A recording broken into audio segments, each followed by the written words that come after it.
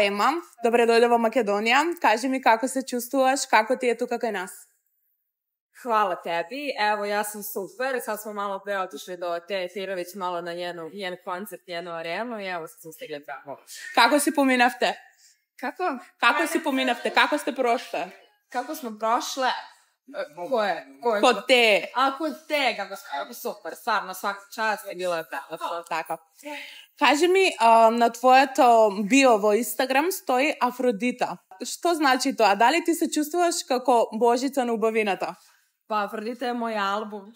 Tvoj album. Međutim, da li se čustvuješ taka? Kako što je tvoj album naslova? Pa znaš kako, ja smatram za sebe da sam boginja, tako da izabrali smo eto za taj album da bude Afrodita. Ali nadam se da će skoro to Afrodita promeniti neki sazim, nešto novo. Da li postoji nekoj v tvoj život, v koji što si zaljubena ili momentalno osjećaš nešto? Da li si trenutno zaljubljena? Da. Pa možda malo. Ali, kao što kažem, nedovoljno. Nedovoljno. Možda i nisam, ne znam. Ne je pravi od... Nije. Nije lište. Slušna v jedno intervju za Hype RS, deka imaš food fetiš.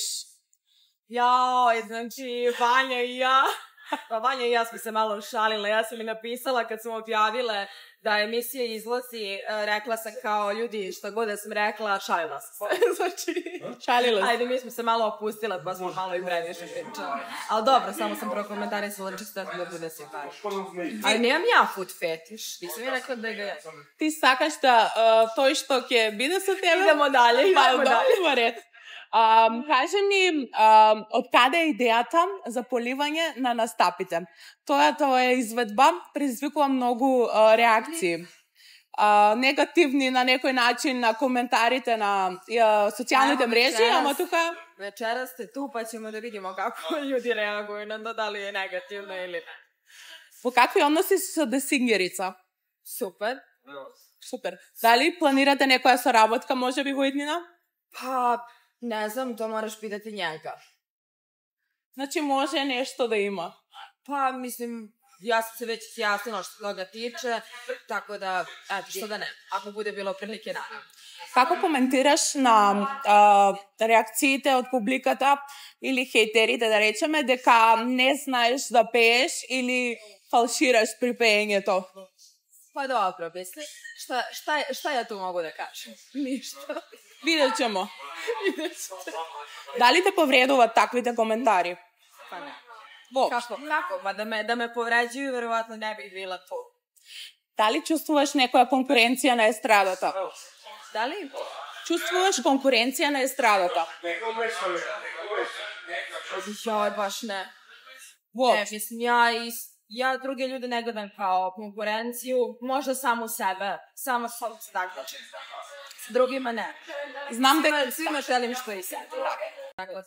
Izjavi deka Teodora Džehverović te razočarala. Vo kakvi odnosi sa neja? Da sam ja to rekla. Da. Pa nemam više, mislim, sve sam stvarno rekla na tu temu, nemam više šta da ti kažem. Sve onako kao što sam do sad pričala, tako je i sad. Po kakvi odnosi se s tega? Pa nema nikakav odnos. Nije bitno. Zašto Anja Bla treba da promeni profesijata?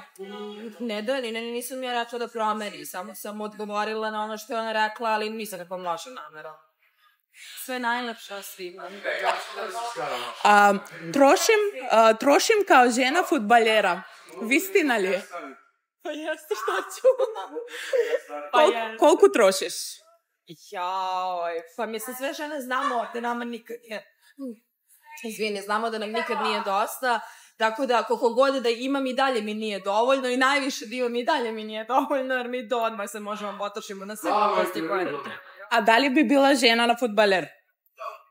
Ne znam čija bi žena bila, ali čija budem biće.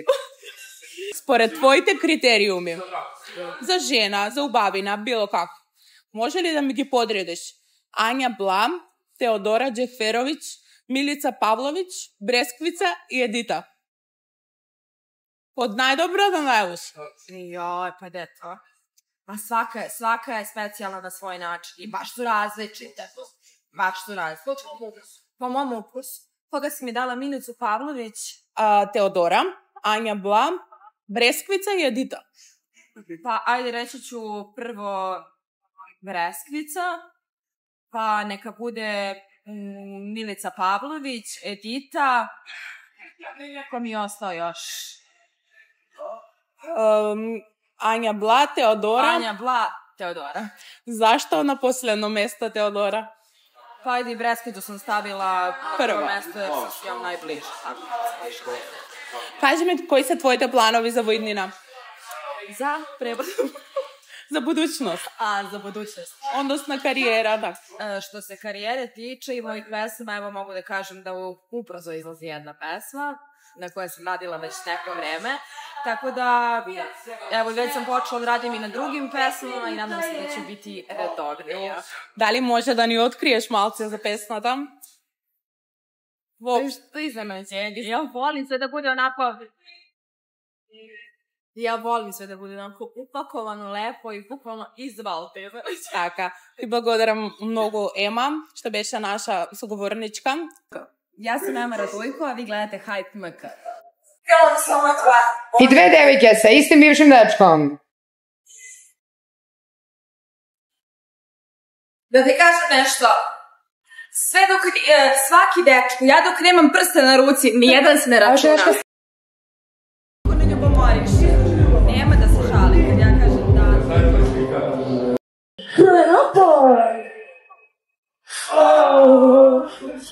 Во продолжение, вие доловуваме атмосферата во Централ Парк. Публиката беше воодушевена со настапот на атрактивната Ема. Интересно е дека ги споивме двете сопернички кои беа во емотивна врска со фудбалерот Урош. Ема и згодната македонка Ана Марија разменија по неколку фотки. Дали ќе има реакција од фудбалерот, останува да видиме.